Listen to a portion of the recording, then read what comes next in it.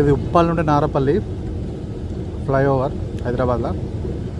So ఇది ఎన్ని రోజులు ఎన్ని ఏళ్ళ బట్టి పెండింగ్లో ఉందో చూడండి. ఇక్కడ ఉన్న లోకల్ వాళ్ళు వరంగల్ తదితర ప్రాంతాలకు వెళ్ళి ఇటు హైదరాబాద్కి వచ్చేవాళ్ళు పోయేవాళ్ళు డైలీ ఆఫీస్లకు వెళ్ళే వాళ్ళైతే ఇక ఒక రకంగా చెప్పాలంటే వాళ్ళు నరకయాతన వహిస్తారు ఈ ట్రాఫిక్ చేయబట్టి. ఇది ఎన్ని రోజుల నుండి పెండింగ్లో ఉందో, ఎప్పుడు శాంక్షన్ అయింది, ఎన్ని రోజులు ఎప్పుడో కావాల్సిన ప్రాజెక్ట్ ఇంతవరకు కూడా పెండింగ్ అవుతలేదు. సో మన రాష్ట్ర వివిధ రాజకీయ నాయకుల రాజకీయాలు ఇలా ఉన్నాయి చూడండి.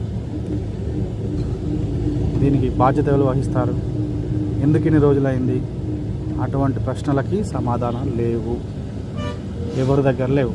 బీఆర్ఎస్ దగ్గర లేదు, కాంగ్రెస్ దగ్గర లేదు, బీజేపీ దగ్గర లేదు, ఇంకా ఏ పార్టీ అయినా సరే ఏ పార్టీ దగ్గర వీటికి ఆన్సర్స్ లేవు.